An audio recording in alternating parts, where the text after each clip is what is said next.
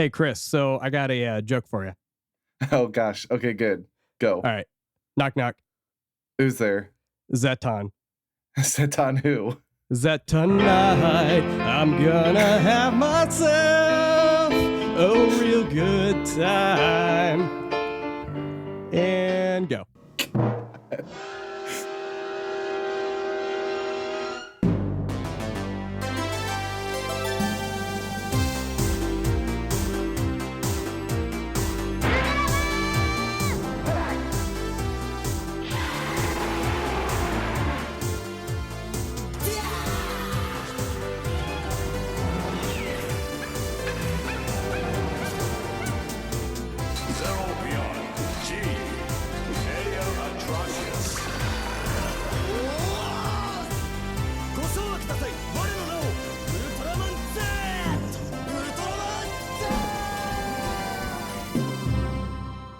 No, that was Europe, but we're still good. Hello and welcome to this episode of Saved by the Belial, an atrocious Ultraman podcast, the show where we only have 3 minutes to talk about an episode of Ultraman. I'm David. I'm Chris. And I'm Free.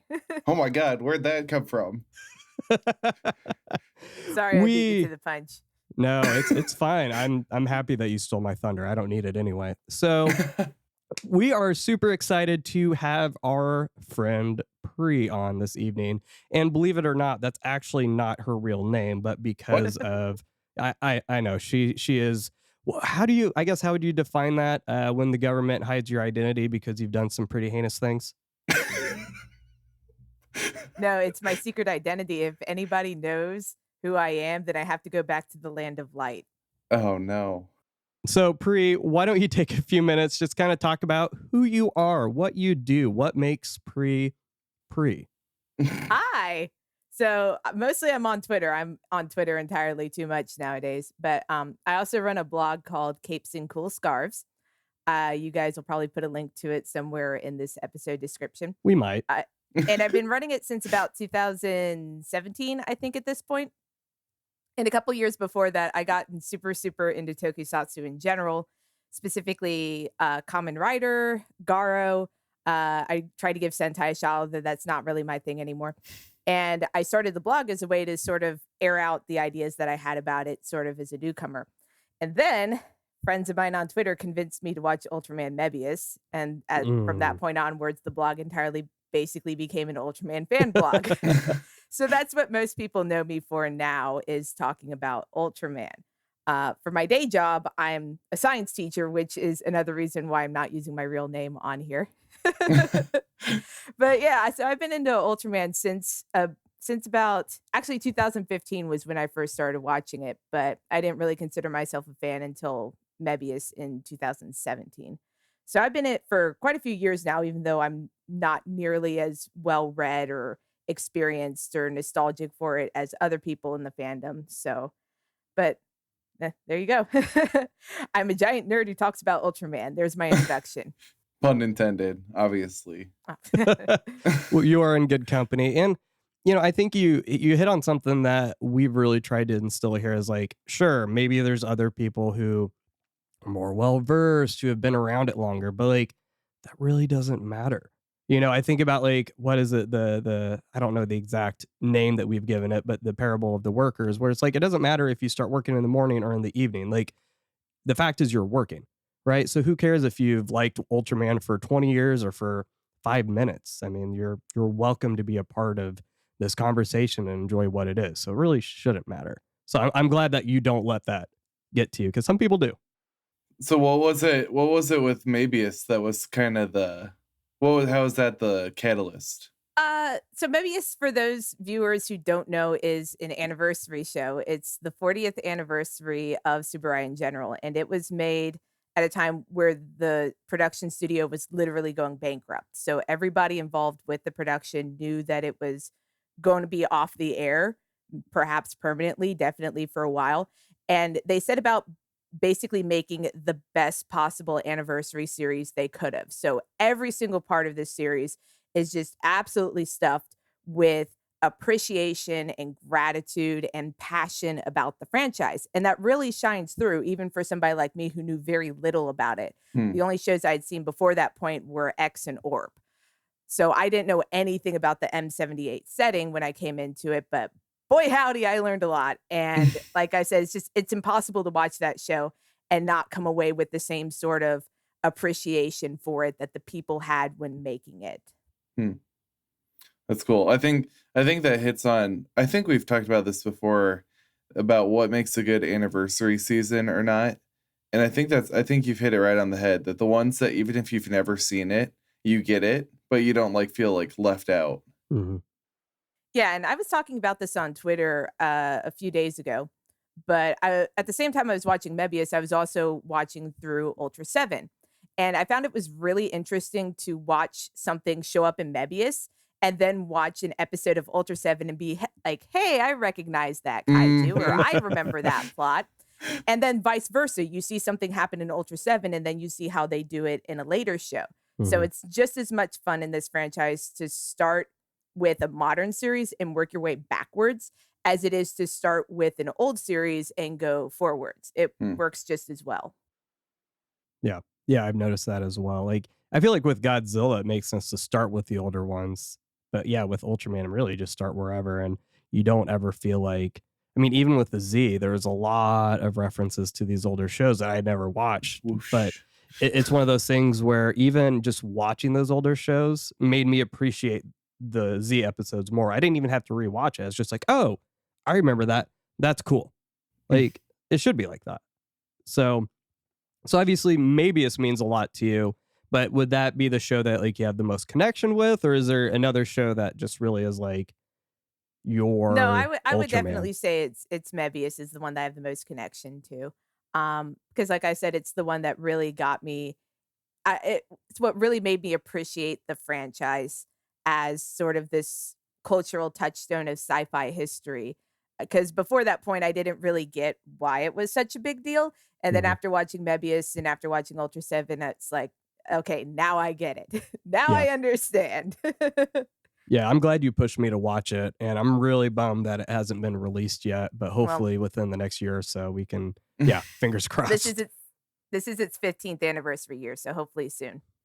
Well, it now with everything coming out, like with the big pushes for Kamen Rider and even Shin Ultraman, it seems like there's a lot making its way over these days. So getting a little more hopeful about it. Well, it's definitely on the docket. It's just kind of figuring out when they release it, right? Because it wouldn't make sense to release 10 shows at once. So they've got to stagger it out. You're just like, you want your favorite one to be next. And then you realize, well, everyone has a different favorite one. So yeah. Especially when there's 50 years of history for it too. It's like, yeah, how in the world would we get to all of yours? Especially when you're looking through like the DVDs now and you're just like, wait a second, how in the world am I ever supposed to keep up? Mm-hmm. But that's the fun. You don't really have to. Just watch whichever's in front of you sometimes. But so if Godzilla was the kaiju in one of these episodes, how do you think this Ultra fight's going? Who's winning this one? Kong versus Ultraman. I mean, Godzilla versus Ultraman. Well, I was about to say, I mean, you guys already had an episode with the giant monkey in it in the last one, so yeah, that's true. But like legitimate Godzilla though, not Jiras, but like, so yeah. It depends on which Godzilla and it depends on which Ultraman, because the one from the cartoon. Wait, Godzilla the cartoon? Like I left it vague on purpose. Oh yeah. Dealer's choice. Yeah. I would say let's go with the legendary MonsterVerse Godzilla. It would probably be a two-parter like the Gomorrah story was, but Ultraman would win. Okay. Why do you say that? I don't disagree, but it's mostly just the role that they play in the story, because I mean Ultraman's the hero at the end of the day, so he has to come away with the victory. I mean, and you can extend that story and talk about the destruction caused or explore the reasons why Godzilla's attacking. Again, like I brought up the Gomorrah episode because that's how I see a Godzilla fight going down, where it's more about this could have been avoided if you just didn't antagonize him. But Ultraman's still going to win in the end. Yeah. Well, since we all got canceled by all of our Godzilla fans, I agree with you. I think Ultraman would win. Not even from a story standpoint. I'm just like, I mean, spoiler alert, Godzilla pretty much got his butt handed to him in the new movie anyway. So What? I think Not Ultraman as badly would. as King Kong. That's debatable, though. You know, you said that we had an Ultraman episode with Godzilla in it last episode.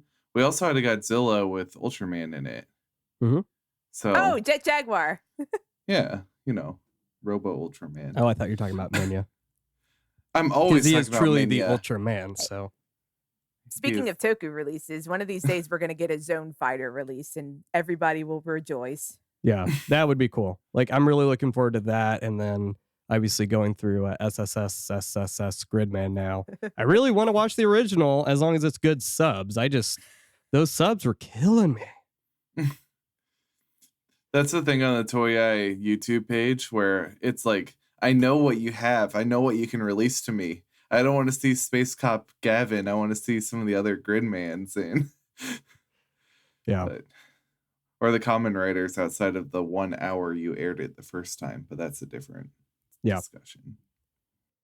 Well, Chris, do you want to do some house cleaning really quick before we jump into this last arc of Ultraman? I do more house cleaning on the podcast than I do at my own home. My roommate's listening going like, yeah, I know.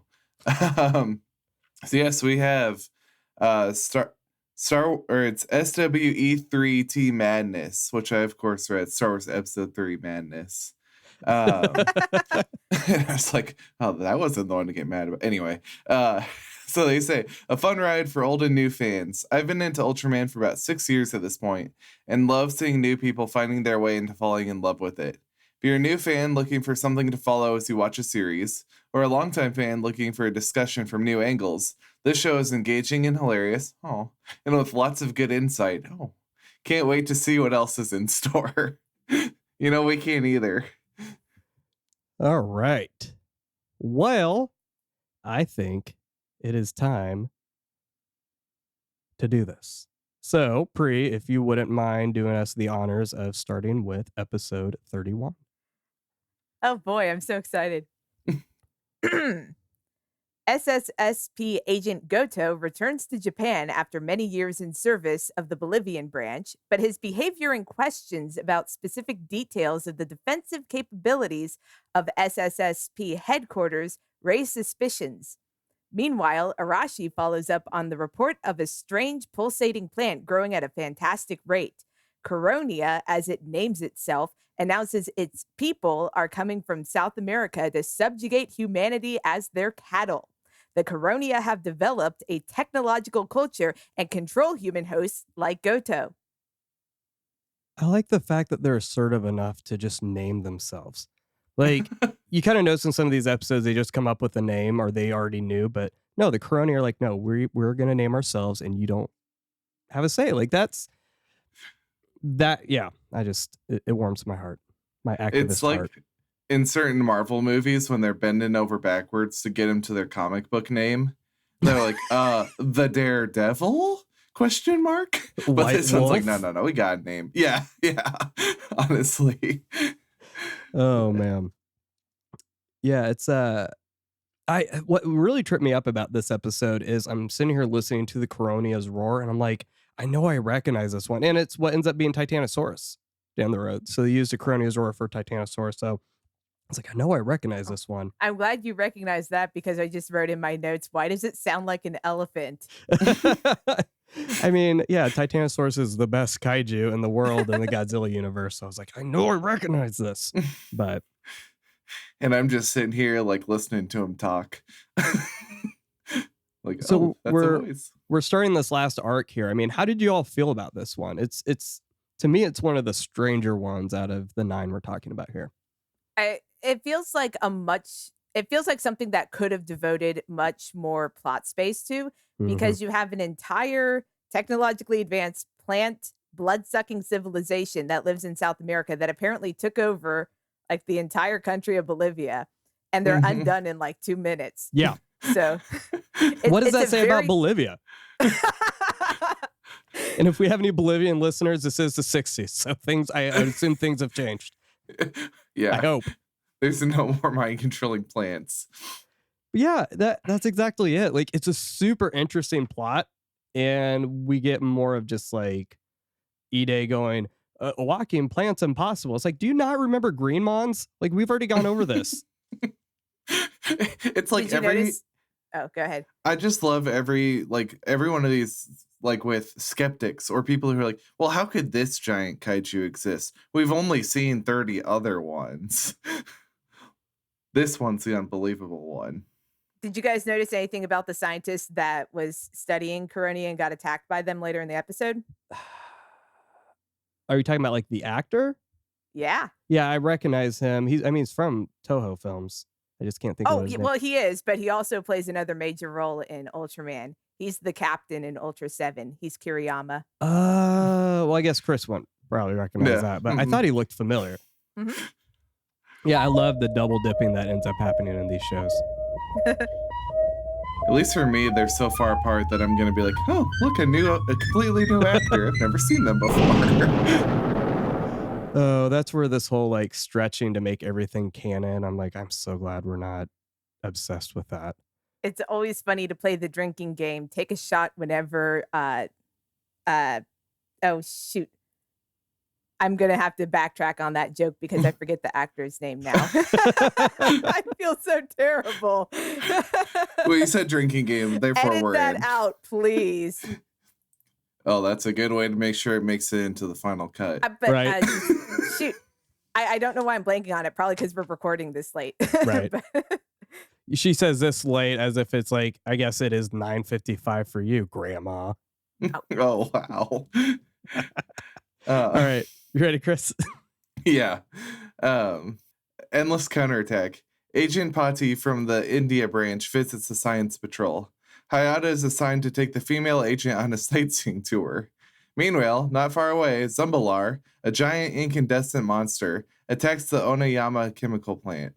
The science patrol uses a new fire suppression chemical system to quell the respective conflagrations, but cannot stop the monster itself.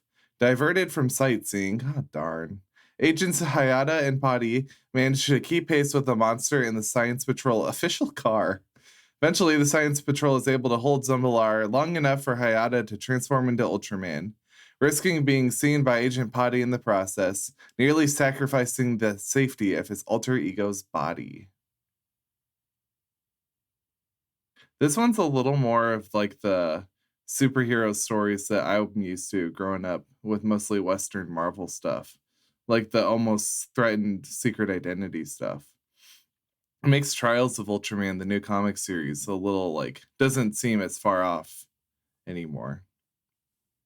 One thing I do like about this episode is like, and you guys talked about this in the previous episode, Hayata really is the most boring protagonist for Showa era Ultraman. You're not joking. Like, he actually is cardboard, but he actually gets an opportunity to show a little bit more emotion here when he's trying to protect Pati and all that. So that's nice to see. And it's also like at the beginning where he's pranks everybody else in order to get the day off to show her around. That's something that's kind of unique to his character that I wish got shown off more often in the show. I know. Yeah, only 32 episodes in, he gets a few little quirks. It's like, where was this like 30 episodes ago? Yeah. Which that's why you kind of wonder, like, when are these episodes actually recorded, right? Because they're not recorded in release order. But yeah, it's not to slam like the actor. He's good for what he does, but they definitely don't do a lot with him as a character, which kind of makes me wonder, do you do that so that you could feel like anybody could be Ultraman, right? It doesn't have to be some charismatic, super smart, he is handsome, but just kind of anybody could be Ultraman. But yeah, I do find it's funny when they're like, he tells her, hey, you're on vacation. I can't let anything happen to you. And it's like, okay, but if it wasn't vacation, it could be if fine. this was business, it'd be like, well, you're fine. Even funnier, like literally 30 seconds after he says that, she gets hit and like flops over. Oh, yeah, that's so good. So true. Yeah. Oh, Well, yeah, I don't know. It's just this episode, it's you say that at the beginning, and I agree with you. This is to me one of the most boring episodes out of this set, but like Mm-hmm. the messaging is super good. Like I love the line. It's like, well, modern Tokyo became a world city at the cost of losing nature, right? And we're seeing that now. We're like, at least where I live, we see Mhm. so many apartment complexes coming up, and they just keep building and building. My wife, we were driving somewhere yesterday, and we're like, I miss seeing the trees. Like, it used to be really pretty here, and it's just, oh, now we need another, super bougie apartment complex. Like, Mm-hmm. there is a point where there's a cost to doing all of this. And yeah, I guess you could say we benefit from it, but I don't think any of us really think about like the long-term effects of this prosperity and affluence that we benefit from. Like, what does that actually mean? Mm-hmm. Yeah, I absolutely agree with you. That's the most boring one. This is like 80% shots of the SSSSP putting out fires with their VTOL. That's all what the episode is. Oh man. True. Hey, you know what? Someone's got to do it, right? All right. Episode 33, The Forbidden Words. Contrary to previous alien beings, I see you getting all excited over there. The being known as alien, is it Mephiles? It's Mephiles. Yeah. Mephiles, okay. Yeah, why am I second guessing myself? I know that. Okay, so the being known as alien Mephiles doesn't want to conquer or invade the Earth, but rather to possess it for himself. Fuji is transformed into a mindless giant, and a number of horrors from Ultraman's past are revived, all to intimidate the humans into accepting this new arrangement. Hayata himself is paralyzed while trying to transform into Ultraman. Mephiles tells a boy he will grant him anything in the cosmos for the Earth, but is refused. Frustrated, alien Mephiles threatens the humans with destruction, but a fight with Ultraman ends in a tie. Conceding to Ultraman, Mephiles promises to return. This is literally my favorite episode of the entire. Well, I suppose that should have been saved later for when we do the awards. But this is my favorite episode of the entire series. Yeah, I won't do that. Like, I think it's one of the best. It wasn't my favorite, but yeah, it's absolutely like one of the highlights for sure. I forgot we were doing the awards. We can talk about that later. What did you guys think of it? Spoiler. It's such a unique take on a villain. Like, just the wanting to like kind of show off and like, flex his muscles on everyone else. I like that. Yeah. But we've got 2 whole minutes. We don't want you to like cut back. There's a lot of space Satans that run around in this franchise, and it's nice to recognize the OG Mephiles. Like, I mean, come on, it's Mephiles, Mephistopheles. The writers clearly knew what they were doing. Mephisto confirmed. And even the role that he plays in the episode of trying to tempt the kid character, who I forget the name of now, trying to tempt him into giving over the world and essentially selling his soul to him. Again, it's very obvious what they're going for to make him as sort of this satanic figure. And they do a really good job of it because he like pretends to be a gentleman, but then very deliberately cheats in order to try and like push this kid into it, and then winds up using force anyways, even though he's like, oh, using violence is beneath me. I'm not going to do that. I'm a gentleman. So I just really like how they set him up. So you guys go now. Satoru is his name. But yeah, and see, that's how I feel too. Like, so first of all, what's interesting to me is that when they have the round table, I guess, of the different monsters and aliens, they recognize Keemer, but Keemer hasn't been in Ultraman. So Ultra Q is canon confirmed, right? But yeah, it's interesting to me that Mephiles would have been watching the Earth for so long and think this plan was going to work. Like, why a child? Like, if he would have been focusing, like, why not a businessman? Or, like, there's hundreds of other people he could have done. But apart from that, like, one of my favorite lines out of this whole series is, I've come to challenge the human spirit. Like, I love that line so much because I think, this is that kind of antagonist that really just pushes the Science Patrol and Ultraman to their limits. I mean, it's a tie at the end, but really just like, why are we doing what we're doing? And they are protecting the Earth, and we see that in just the way that they instill these virtues into our characters.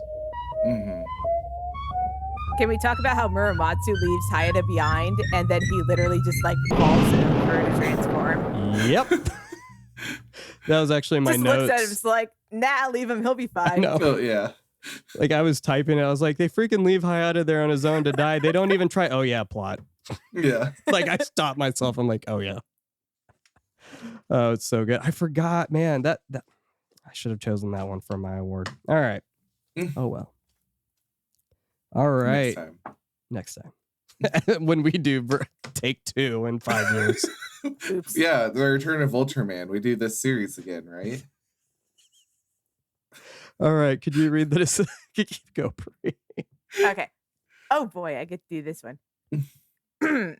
Unleashed from a meteorite that crashed outside of Tokyo, a giant monster of tremendous mass, Skydon, begins to lay waste to the city. The SSSP is ordered to dispatch the beast, but even their most advanced weapons are ineffective. Assessing the situation, the team begins to formulate plans to take the monster into space. The monster grabs Hayata and downs his jet VTOL. Though Hayata is able to transform into Ultraman in time, he also proves incapable of carrying the heavy monster into space. Ultimately, Ultraman, that's a phrase, performs an aerial body strike and blows the creature into atoms. It's Skydon. It's the episode, Chris. This is the episode we get the butthole line from. Yes. I know. That one, I was sitting there and it's like, do we have to, just by virtue of it being the episode, give this one the award? And the answer is yes. But I was sitting there, I was like, this is kind of, oh my gosh. What if I were to tell you guys that this episode actually nearly caused a fist fight in the writer's room, according to several people? Please, you can spend all 3 minutes. Please go. Yeah. Tell us. Okay, so as you might have noticed, this is also an episode that involves Akio Jissoji. Mhm. And there was a fight between him and another head writer over how comedic to make the episode. And they felt so strongly about whether it should be just completely a gag-based episode or actually try to have some sort of seriousness that apparently they almost literally got into a fight over, like physical fight over it. So there's your trivia for the day. Weird. And they ended up going with just completely ridiculous. And I love it. It's one of the best episodes. Yeah. And then the suicide. Like, what? I shouldn't be laughing. No, but I know. It's just, yeah. I remember watching that episode with Jasper and I'm like, Oh, yeah. Whoops. And someone even warned me about it and I forgot. Did the tonal shift, though? I mean, wow. Yeah. Yeah. It's, this whole episode is just like, it's a textbook case in how to keep viewers engaged with creativity that doesn't rely on the monsters. Right. So it's the beginning, all the different shots with like friggin' Hayata drops an umbrella out of the VTOL or whatever, like this continual gift from the sky theme, the bird crap at the end. Like, it's just so, yeah, it's, I don't know why I didn't choose this one for my favorite because it's just, maybe that just speaks to how many good episodes we have this time around. It's just That's so very good. true. The multiple fake out endings are my favorite. Yes. There's like 3 points in this episode where it's like, yay, we defeated the monster. Oh no. It's like that meme image. Haha, I'm a genius. Oh no. That's this entire episode. Yeah. Yeah. That's awesome. I just love this part of like, this is such a good example of like when the Science Patrol gets so focused on Ultraman that it's like they forget that Hayata just apparently died for the 20th time. It's like, oh, we were so distracted. Sorry for not looking for you. Yeah. I think honestly, by this point, most of the team probably at least suspects that he's Ultraman. Like after the last episode with Mephiles, Muramatsu dedefinitely knows, or else I don't think he would have left him behind. But I think most of them have some clue by this point. Science Patrol needs a buddy system. Oh man, just activate Find My iPhone. Where's he at? Find my Hayata. Yeah. Ayata.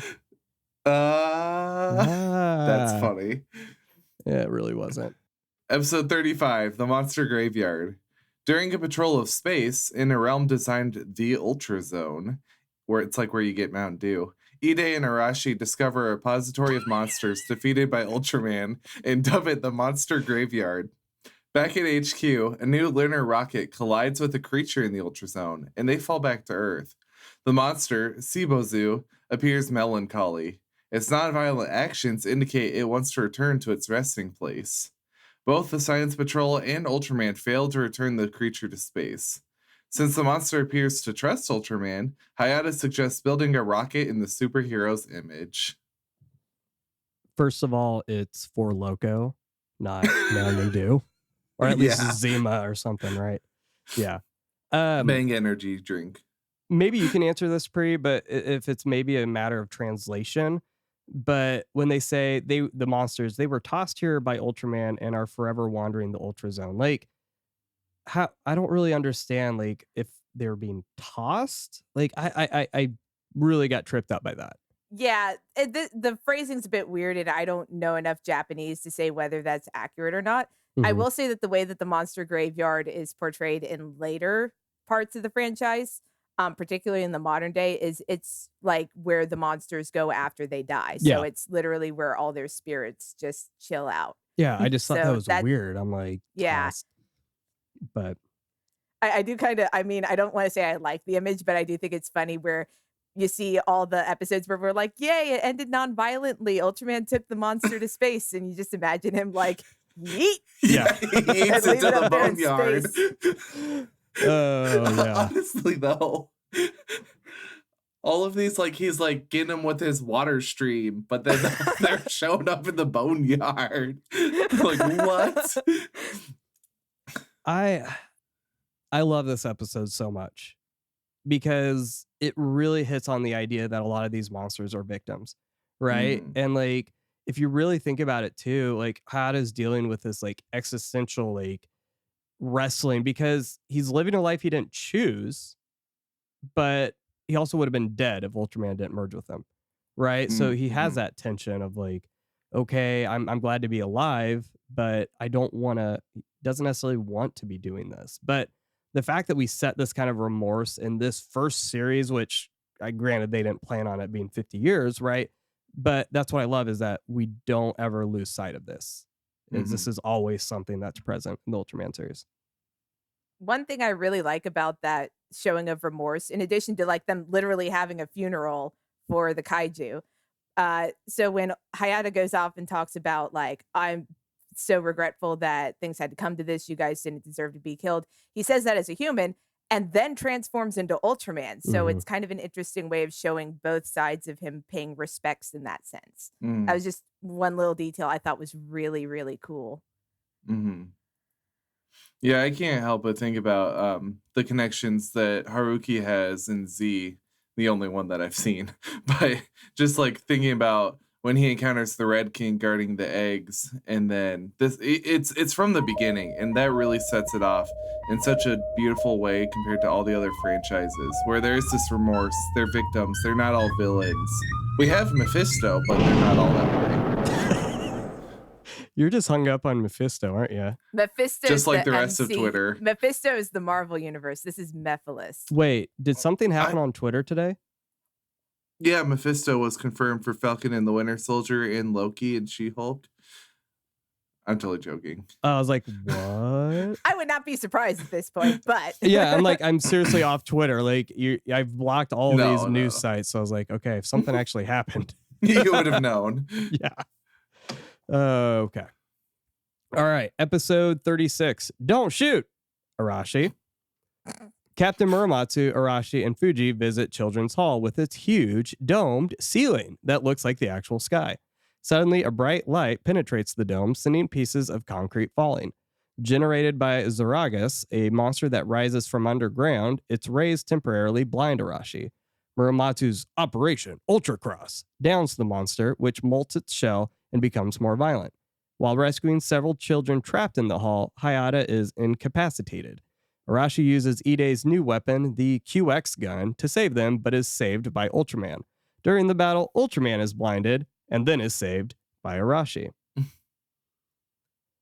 I paused this episode so many times to watch Eric Andre skits because I was bored. I wasn't sure where that sentence was going. Right. This is the one that like I know a lot of people like, and I just don't. It's not a bad episode. It's just doesn't work I for feel me. like this plot is done a lot better in a lot of other Ultraman episodes past this point. Like this is what Arashi goes through here is very typical of what happens to Go, who's the main character of Return of Ultraman. So this one doesn't read as well in retrospect, but I do appreciate them trying to give Arashi some character because he's gotten he hasn't gotten a chance to do anything before this point. No. So yeah. It was a strange, like almost smashing on the pause, like hitting the brakes before the end of the series. If this had like another 10 episodes after, it would have felt different. But since I knew we were approaching the end, I was like, whoa, this is how we were sending this one off. Yeah. I actually disagree because I think the main conflict here of the idea of having to do what's best to protect other people and sacrificing yourself ties in extremely closely to the next episode, but also the finale. So I 100% understand why this is here. I just agree with you guys that the pacing and the plotting could have been tightened up a little bit. Yeah. And that's it, is like the idea of the episode is great. But then like there's just it's a writing things, I think, for me. So at the beginning, you know, like I wrote it down. I was like, after a certain point, like, shouldn't they just assume it's going to be an alien or a monster anytime something weird is happening? Like, it's just this like continued feigned ignorance of, oh no, something weird's happening. I wonder what it is. Like, I mean, I know that, but like, I kind of get tired of episodes starting out like that, you know? So yeah, Arashi's like, you know, what do I need to do to, I mean, really, like he had a responsibility there. Right. And then Fuji being like, you know, acting reckless is what weaklings do. Like, I don't agree with her, but like, I don't know. There's a lot of good stuff there. Yeah. But yes, I think it's just execution. Oh, sorry. I cut you off. No, you're good. I do appreciate that they didn't make him like a complete idiot because what he ends up disobeying orders for is specifically to protect the children that they're trying to rescue and Hayata's life. So he has a reason for it, and it basically puts him into an impossible situation and forces him to choose between two really bad things. Yeah. So that is something good for that. Absolutely. But yeah. And there's the question of like, if Ultraman's leaving, even if they don't know that, is humanity prepared to protect itself, like with the gun? And does the gun work? Well. Yep. Episode 37, A Little Hero. Thought dead, the gentle Pigmon suddenly appears in a Tokyo department store. The police call the SSSP, who are surprised and happy to see their old friend. Urgently trying to communicate, the SSSP call in Professor Gonda to decipher Pigmon's language. This data, fed into a prototype monster translator that Ide has been developing, reveals shocking information. The omnipotent Geronimon plans to revive 60 monsters to attack Ultraman and the SSSP within hours. To initiate a first strike, Pigmon leads the team to Mount Oiwa? Yeah. I don't know. I apologize. Where they encounter the first pair of revived monsters, Durako and Telesdon. They had to kill Pigmon again. Yeah, they keep, look what they've done to my boy. It literally is a running gag by this point that anytime Pigmon shows up in an Ultraman show, he's probably going to die. So it's SpongeBob me. How many times do we have to teach you this lesson, old man? Spoiler, though, I'm glad X turned that on its head, though. Yes, that was a very good subversion. X is not going to give it to you. No, X is not going to give it to you. Oh, I could kiss you on the mouth right now. So the dolphin professor, huh? Like, how would you like that to be your legacy? At least he has a porpoise. Well, I am gonna log off. Oh, just shut your blowhole. Hopefully after this, he'll be the Pigmon professor, so he can at least get some alliteration in his title. Right. Yeah, like the new Professor Oak, Pigmon professor. Oh, no, man. but seriously, I think the best episodes in this stretch are ones that really try. Actually, the best episodes of this series in general are really ones that try to build empathy with monsters. and having Pigmon like be an honorary member of the SSSP is a really cool way of doing that. Yeah, that was awesome. I love that. Yeah. Also, can we talk about Pigmon's lashes? They're so lush. Like, I called them eyelushes because they're that lush. Gosh. Seriously, they're so creepy. They're just like brown. They don't even cover his whole eyes. It's just like part of it. Like, it's disgusting. So they're so funny, though. full. Yeah. I also really like the conversation between Hayata and Ide here. And in some ways, I think I've interpreted as Ultraman himself talking to Ide and talking about how to work with humanity and how humanity takes responsibility for their own protection and Yeah. contributes to it rather than just standing by and letting him do all the work. So it's a conversation and it's a question that has shown up so many times throughout the entire franchise and even into Ultraman Z that it's really cool to see how they play it out here first. Yeah. On a completely different note, was anyone else trying to do the math and figuring out there were 60? Maybe Ultra Q monsters would be my guess. Maybe there's 60 that way, but I mean, 5 Red Kings.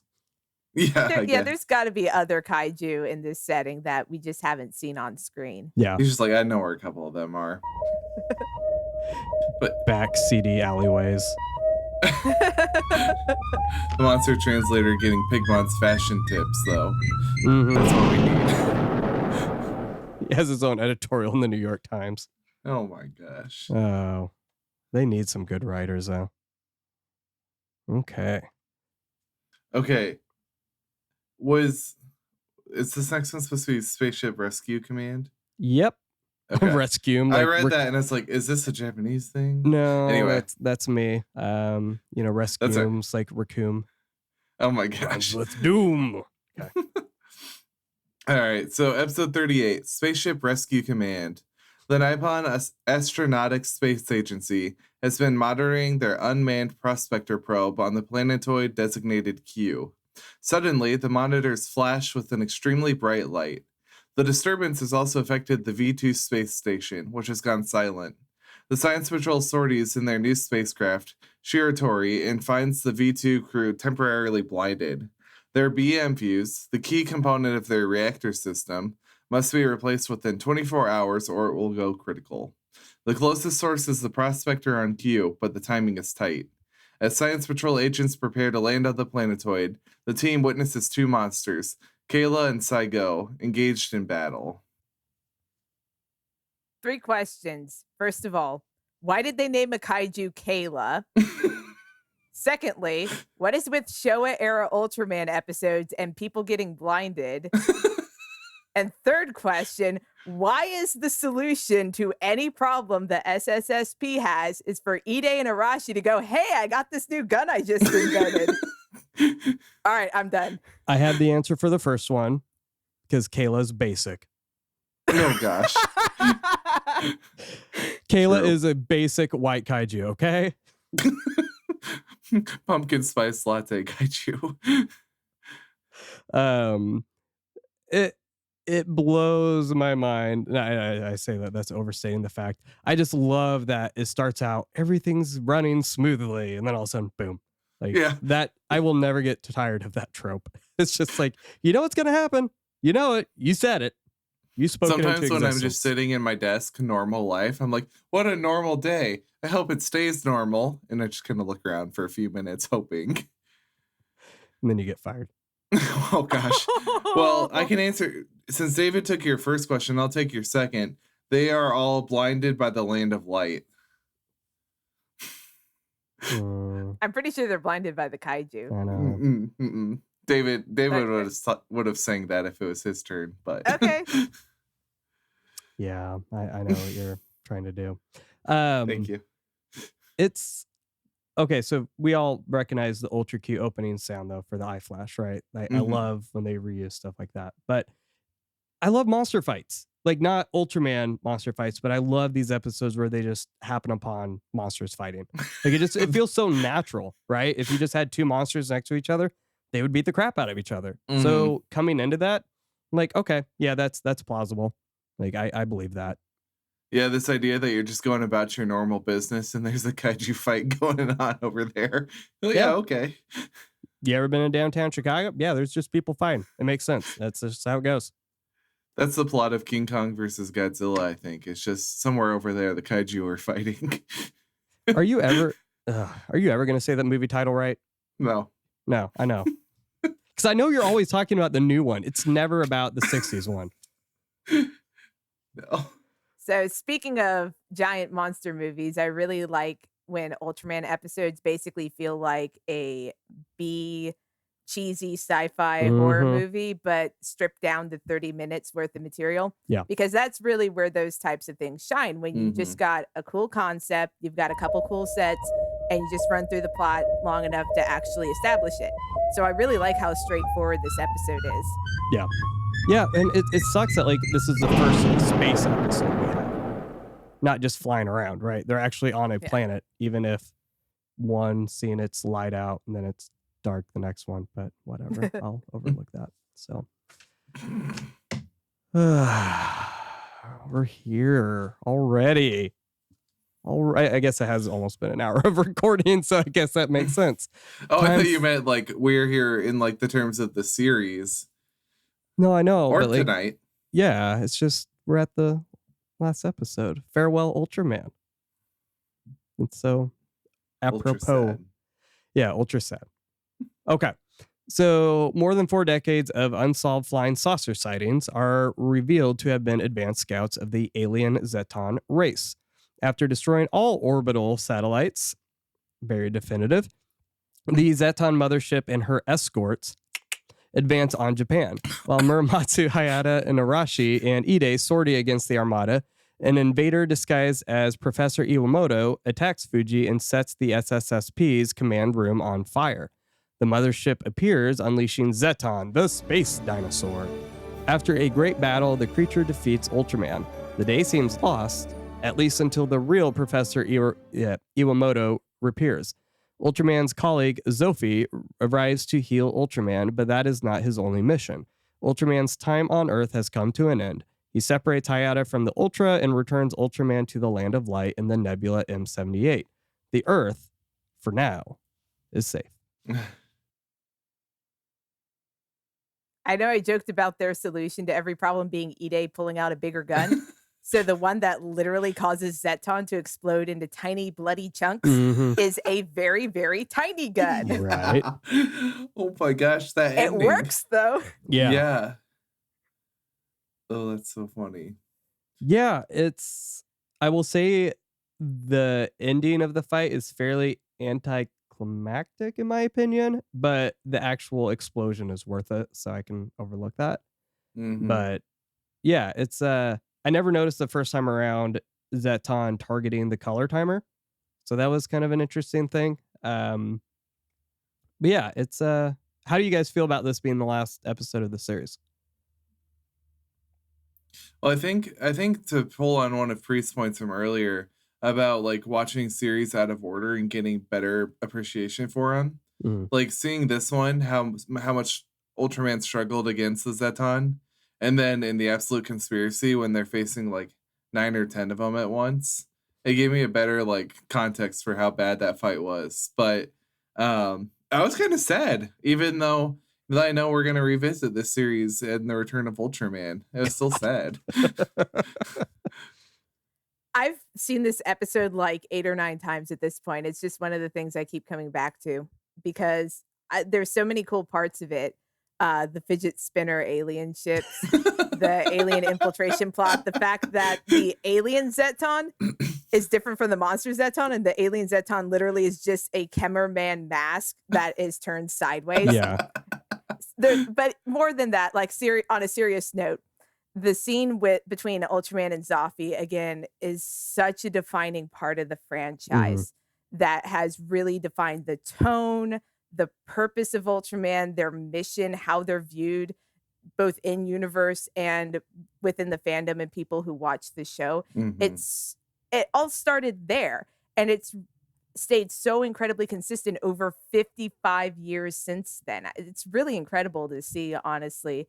just how well those tones, those themes about, you know, wanting to protect peace on Earth, sacrificing yourself for individual lives, still carry over today.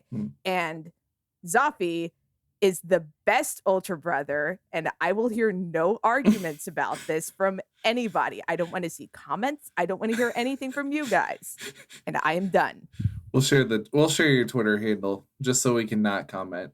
Come at me. I mean, I wasn't going to argue, but that just feels like an invitation. So I'm just going to say this. You have made this show a lot more serious than we intended. So in a good way. Yeah, no, I know.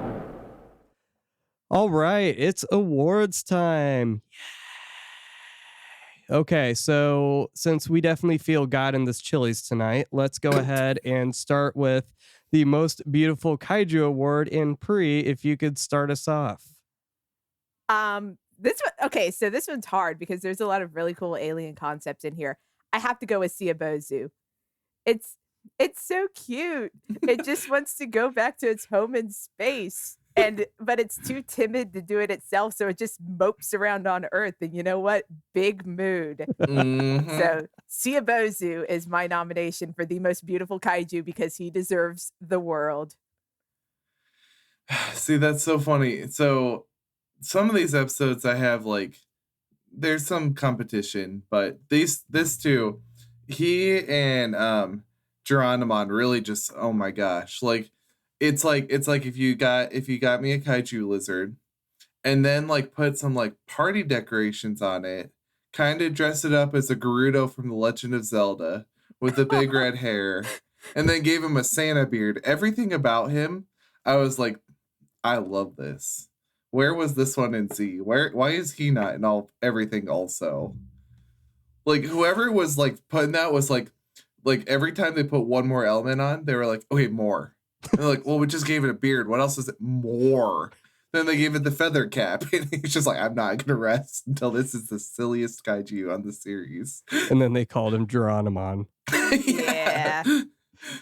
So, yeah, I have to go with Siabozu too. I mean, you said everything I was going to say, which is fine. That just means I agree with you. But yeah, it's just, again, that sympathetic monster, someone that he was just literally floating through space and he gets hit by a rocket. I mean, that sucks. Mm-hmm.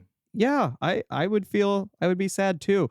And when he climbs up the skyscraper and tries to fly. Yeah. So, Siabozu, you got my heart. Yeah. All right. Monster Graveyard Award. Chris. So there were two in this episode that I was like, there are two awards that I think we have to give to the episode it was named after, isn't it? Because this one has the literal monster graveyard. Yeah, but Siabozu doesn't die in it. That's true. I'm gonna have to go for the Zeton, just for where it was in the show, the actual effect of what happened to it. Yeah. But so actually, question then, if he was floating in the monster graveyard, was he not dead? Good question. Well, he was just yeeted, but survived the throw. I guess being yeeted doesn't mean you're being killed. So the way that I interpreted it is that he got thrown out of some other planet, beaten by another Ultraman and thrown into space, and he's just chilling out there now. Yeah. So I was gonna go with Zeton, but I was really thinking about the way that Ide just completely demolishes Durako with that new weapon. It's absolutely just how the way he disappears is just so structured that it was disturbing to me. And I'm just like, okay, if you can do this, why aren't you using this the rest of the show? You don't need Ultraman anymore. You just all these, blows my mind. So yeah, I'm gonna have to go with Durako there with the Geronimon episode. I had two very close contenders, one of which was Skydon, the way it just kind of explodes into red mist at the end of the episode. Yeah. But the one I have to go with is actually Kayla from episode 38, Spaceship Rescue Command, because Ultraman does this weird telekinetic thing where it lifts it up with its mind and then again chucks it and then it explodes. And just the absolute, completely extra spectacle. There was no reason for him to have done that. He just did it because it looks cool. So I have to go with that. Yeah, it's a social distance killing there. So. All right, aim for its butthole award. Oh wait, no, sorry, I'm on. How the heck did he get away with that award? I just got so excited about buttholes. Okay, so I'm glad I can go first here because the spoon gag, like, I mean that's just iconic. I saw pictures of that before I ever started watching Ultraman. So just it's so iconic that sorry, I interrupted you. No, you're good. I was about to say it's so iconic they actually reused the gag in Max with the same actor. That's amazing. Yeah. Yeah, it's just, I mean, come on. He's friggin' holding his spoon up in the air. Like, how can anyone be upset about that or not choose that? So I have to go with the spoon. My spoon is too big. My spoon. Oh my gosh. Okay. Oh, I'm next. For me, it's the Mephiles episode where Muramasa is just like, yeah, no, he'll be fine. And then literally just falls over. 30 seconds later, while he's still posing, just flops over. And then when he hits the ground, then transforms. Oh, yeah. That is something that always makes me crack up laughing. Yeah, Mephiles really shot himself in the foot with that one. Like, he could have taken the beta capsule away. He knew what it was. So. It's not a challenge if you don't take the capsule away. That's a good point. But yeah, I did have to stop because that was funny. So I had to pause the episode so I could keep reading the next lines. So I had to pick that one too. So now we can get to the butthole. I know we've all been waiting for it. I know. I jumped the gun there. Pri, what did you got? There is no other possible contender because every single part of the Skydon episode is absolutely hysterical out of context. Like, you can take any clip from that episode and it would be equally as likely to win this as the actual line. That's so true. Yep. That's so true. Yeah, mine's from that episode too, but not that line. What'd you pick? Thank goodness aside, put your pillow back. Followed by the backwards Science Patrol outfit. Oh, yeah. Yeah, that was really good. It's pretty good. All right. You've probably all guessed my favorite episode. No. What did you choose? It's of course A Little Hero.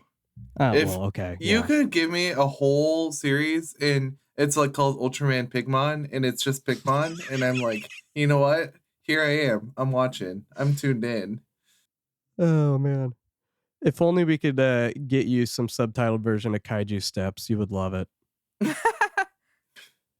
I'll learn Japanese to watch this if it's got my boy. Oh, it does. Oh yes. That's adorable. It's amazing. You can't see it, but I literally have a mug with Pigmon on it that I'm drinking out and of there's right Metron. I didn't see the others, but that was awesome. Amazing. Let's see. So we got Metron, Red King, Gamora, Ella King, Kinjo. I'm interested to see if you actually know all of them. Busca, Zeton, Kanagon, Ultraman, and Bolton. It's the coin guy. The coin guy. Yay, you win the prize! I love Busca, though. I won't spoil anything about his appearance in the Ultraman series, but that was such a good episode. The most powerful monster in Ultraman. Yeah, he deserves it. I'm just saying. Okay, so you did A Little Hero. Pri, what did you do? So you guys talked previously about there's a difference between what the best episode is and what your favorite is. Mm-hmm. The best episode of this batch is the finale. But as I've already said, my favorite episode is the Mephiles one. It's just, it's such an interesting alien invasion. Mm-hmm. And there's so many good memorable lines in it that, again, really make you stop and think about like, oh, you know, what if this were to actually happen in real life? Yeah. So that's why I like that one. It's the one that stuck with me for the longest. Yeah, I think, to be honest, I think it was really close for me because of those reasons. Like there's such a warning in that too. You know, I mean, what are we not tempted by, right? What would we not be willing to give up for some kind of progress or possessions in life? And I think we all have to make that decision of, well, what would we actually do? You're right, because maybe it's not methless, but there's a lot of things out there vying for our subservience, so to speak. So yeah, I did Monster Graveyard. I mean, it's just it's such a, to me, I feel like that sets the tone for some of my favorite parts of the Ultraman series franchise, so to speak. Just the idea that like monsters are not inherently evil. And I mean, that's so many different episodes of, I mean, there's stuff in Mabius. I mean, granted, you didn't really have stuff in Nexus as much, but you had some characters in there where that still played out too. So yeah, I love what that introduces into the series, and I love that they keep doing it from then on. And again, Sibozu is just great, so I can't not choose. So I know we're doing favorite episode of the series, and even though you haven't been on for all the episodes, unless you've been stalking and lurking in the shadows, but with, you know, the Methless episode being your favorite, Chris, what would you say your favorite episode of this series has been? Surprising no one. It's the first appearance of Pigmon. Not only because he's amazing and I love him, but because it's actually just a fun episode in general. Like you get the really high stakes of the Red King, but also like this whole idea that like not all of the kaiju are against humans. They can actually have like pro-human hearts. So, like it's such like, the series is already fairly nuanced. Even by the time we got, that was like, was that last episode or was it two? No, anyway, it doesn't matter. I think like second episode. No, it was first episode. It's like the series is so nuanced, but that was such a fun, like, it just put so many layers into the series. And the fact that the character became so memeable is just like a fun side effect of that, how that all worked out. But honestly, just the way that it all, like, not all kaiju are enemies. Sometimes they can work with us. Sometimes we need to learn to work with them to save ourselves. There are so many cool themes that I think are unpacked and explored throughout the rest of the series. And not even just like Ultraman, but the whole entire franchise. So yeah, give it the credit. As it deserves. I went with the Rascal from Outer Space. I love Gango. Like, that is just such a fun episode. It was really between that and Human Specimens 5 and 6. But I just had to go with one that I feel like I would just put on just to have fun. Like, there's a lot of episodes like that, but if I had to choose out of my 4, so I had Shoot the Invader, Rascal, Human Specimens, and the Monster Graveyard, like, I would choose Rascal over those, like, no questions asked. So I will say it does hurt a little bit with the Trials, that Matt Frank cover. He's just punching Gango. That hurts my heart, but I still bought it anyway. But, yeah. I wondered why you went for the variant, but that's cool. That's fun. Yeah, it was just kind of support. Someone's like, oh, I actually know who drew this. That's cool. So why not? But, all right, Chris, you know what we're waiting for. Well, okay, so obviously the easy one would be like talking about Zafi as Jesus. You know, we are Ultraman. We are beaten down by the trials of the world. We are beaten down by invaders from beyond our own capacity, and we are waiting for someone to come from the heavens to save us, to heal us, and to bring us back to where they live. So like Zafi is like the second coming, right? Like Ultraman meets him in the clouds and they go back to the land of light together, just like we look forward to Jesus' return to take us to the new creation. But I have to talk about the Monster Graveyard in the context of Ezekiel 37, where the prophet Ezekiel is brought to this place called the Valley of Dry Bones, where there's a bunch of dried out bones of dead Israelites. And God and Ezekiel have this conversation. He's like, Ezekiel, do you think these bones can live again? And Ezekiel's like, I don't know, you're God, you know. And the God's like, well, tell them to come back to life. And Ezekiel's like, sure, I can do that. So he speaks and all the bones come together and the sinews are reborn around the people. And Seiyabozu is just like the dead bones in the valley, where he is a collection of bones that has life again. and all they want to do is live their life in peace. All they want, but there's always these foreigners fighting them. So I have to go with the monster graveyard as the Valley of Dry Bones. Oh man. That's why I wait till the end, because there's no way. There's I no can't top recovery. that. No, I'm just like, this is, yeah.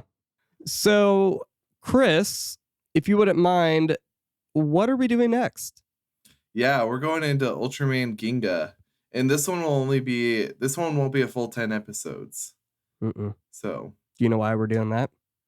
probably, I'm guessing it has fewer. Yes, quite a bit fewer. It's got 12. So, next 2 episodes will be in Ginga, which I have literally looked nothing into this. Like, I'm gonna find out where to watch the first episode, and that's gonna be my interaction with it. My only thought is that I'm kind of guessing it might be nature themed, because there's a Sentai team, Ginga Man, which is a nature themed Sentai team. So I'm just hoping that Ginga means nature or something. I'm going to be that guy to Google this. You want me to actually tell you what Ginga means? I think it means Yeah. galaxy, right? It does. Oh, okay. That's what I thought. Interesting. So Ginga Man is the Galaxy Sentai. Okay, that's funny. So yeah, we're doing episodes 1, Town of Falling Stars, to episode 6, The Battle for Dreams. And Pri, do you have any unspoilery thoughts about the show, in order maybe just to kind of not decolor Chris's expectations, but This is an interesting one to talk about, and I'm very interested in seeing your reactions going directly from the first one to, well, actually this ties into what I said earlier. You remember when I said earlier that Mebius was made when the company was going bankrupt? This was the first series that they made when they came back from bankruptcy. So between Mebius and technically Ultra 7X, but whatever, different time slot. But between Mebius and Ginga, there was no Ultraman on TV. So during that time, like, they were trying to get, financing and sponsors and stuff back. So Ginga is their first effort at doing what we call now the new generation of Ultraman heroes, coming back from, again, something that nearly destroyed the company permanently. So keep that in mind when you're watching. Ginga's a little bit hate it or love it because of the fact that it's their first attempt at trying something new. I genuinely enjoy it. And oh, hey, David, you're watching SSS whatever, Gridman. Ginga has the same head writer, Hasegawa. Keiichi Hasegawa. Yeah. So hopefully you'll enjoy that. Yeah. You couldn't really Interesting. tell, but it is the same, right? At least not in terms of like the themes and tone between the shows. Yeah. But yeah, and that's kind of my thought about Ginga, without saying much, is it actually is well written for what it is. It's just working with the budget, like everything is. And if you have those proper expectations, Yeah, like I said, I'm interested in seeing what you think about it because, like I said, I genuinely like the show. But again, it, for better or for worse, it's defined by those limitations. Yeah. It does some pretty cool things with the limitations, and in other places, it's a lot more obvious. all Interesting. right. Cool. So, Well, wait, sorry, David. Yeah, One go. more question. Go. Since this one was available on Tokusatsu, how can everyone who's going to be watching along with us, where is that going to be found for Ginga? So this is what kind of sucks is about setting up all these episodes and shows around streaming accessibility. So Crunchyroll and Tubi decided to take down a bunch of shows, and Ginga was one of them. But unlike Ultraman Nexus, which you can't watch legally anywhere else, you can watch Ultraman Ginga and Ginga S, which we'll discuss after. You can find it on Movie Spree, or you can purchase it through Mill Creek. So it's not necessarily streamable legally, but it is super cheap if you go through really any third-party retail company to purchase it. And I would say the majority of people who are listening have probably seen it anyway. But if you Sure. haven't, I would say go through whatever online retailer you use to purchase it that way. And the Mill Creek and Movie Spree release of it has both of the seasons, has Ginga and Ginga S, along clarification. with the specials and movies that go with it. So you really do get your money's worth for paying for it. Absolutely. Absolutely. So, Bree, thank you so much for joining us for this episode. Yes. Definitely had a blast wrapping up the show with you. Wait, not the actual podcast. So if you wouldn't mind, yeah, it's like, okay, we're just going to tank another podcast. We're moving to Kamen Rider next. So that'll last an episode. You'll probably get more viewers doing that. Oh, I believe it. But take a moment, plug yourself. I know you talked about your blog already, but where can people find you online? Kind of maybe give some people a hint of what we're going to be talking about after this episode, which will be airing a week after. We're going to have a little bonus episode.